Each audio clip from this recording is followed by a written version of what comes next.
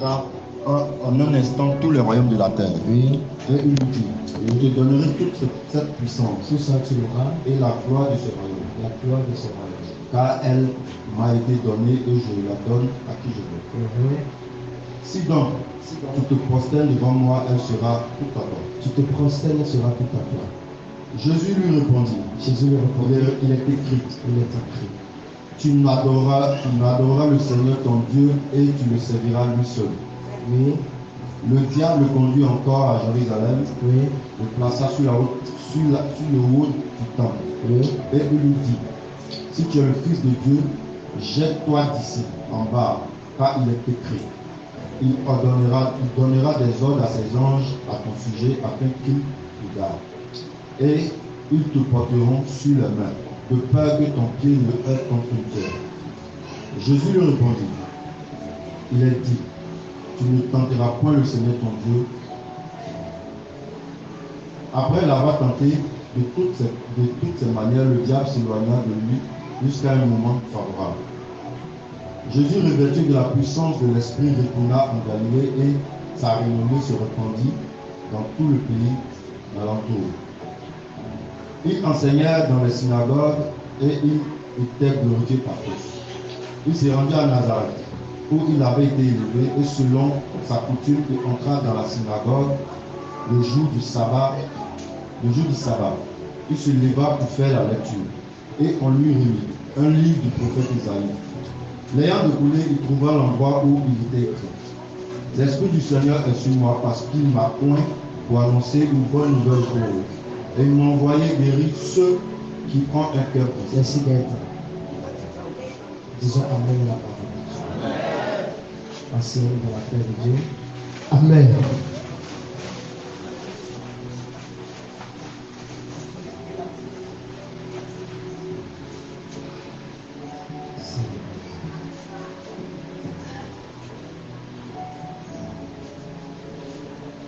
Nous sommes dans l'année de conquête et de grandes décisions. Alléluia.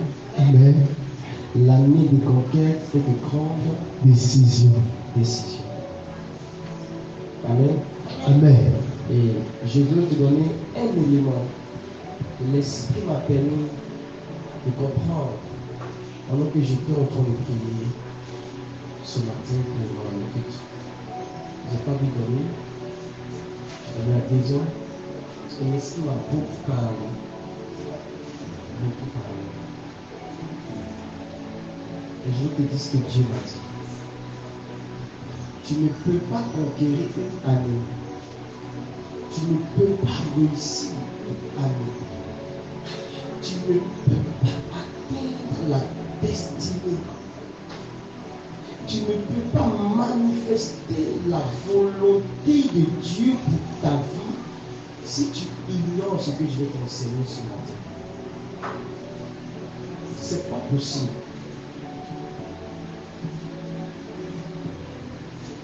Amen. Ce que je m'apprête à te dire, c'est comme ça l'Esprit me l'a dit clairement comme je vais te le dire. Dis l'année de conquête. L'année de conquête. Cette année, c'est mon année de conquête. De conquête. Et de grandes décisions. Et de grandes décisions. Mon année de conquête. Mon année de conquête. Par le Saint-Esprit. Par le Saint-Esprit. Pourquoi par le Saint-Esprit? Parce que ce n'est ni par la force. Parce que ce n'est ni par l'intelligence. Parce que ce n'est ni par les relations. Parce que ce n'est ni par ta sagesse. Parce que ce n'est ni par ta force. Mais parce que c'est par son esprit. Il m'a dit, fils, il n'y a pas de conquête sans moi.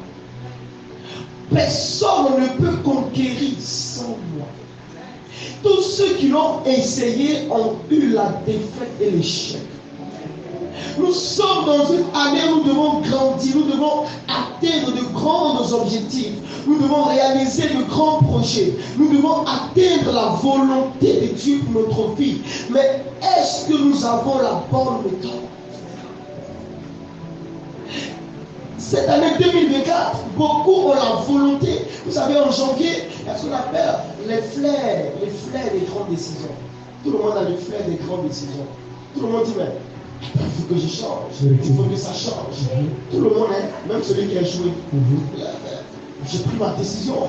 Mais quand janvier passe, il a oublié. La même vie de 2023 le rattrape. Il a oublié toutes ses décisions. Il retourne dans ses anciennes habitudes, son ancien principe, sa mentalité, sa façon de vivre. Et tu es étonné que ton année s'ajoute dans ses descentes. Ton année s'ajoute, mais ça se ressent. Dieu, dans sa volonté, veut que tu partes de gloire en gloire. En d'autres mots, ça veut dire quoi? Chaque jour doit avoir une expérience particulière de l'autre passé. Amen. Chaque gloire doit être différente de chaque gloire. Amen. La gloire de la seconde maison sera plus grande que la première. Pourquoi? Parce que dans la volonté de Dieu, on ne volue pas en se ressemblant. On ne volue en se différenciant. Amen. Si ton évolution ne crée pas la différence, cela ne vient pas de Dieu. On ne évolue pas en se ressemblant. Non. Quand tu évolues, que tu te ressembles, tu n'as pas encore évolué. Quand tu évolues, qu'il y a la différence, c'est là où on voit la bénédiction. La Bible dit dans Malachie, le temps vient où Dieu va faire la différence. Pourquoi? Parce que Dieu se manifeste dans la différence. C'est lorsqu'il y a la différence qu'on cherche Dieu. C'est lorsqu'il y a la différence qu'on se demande qui a fait. Lorsqu'il y a la ressemblance, on n'a pas besoin de ce n'est pas extraordinaire. Mais Jésus dit le temps est venu, vous verrez la différence. Pourquoi? Parce que Dieu ne veut pas que tu ressembles à ce qui est passé. Amen.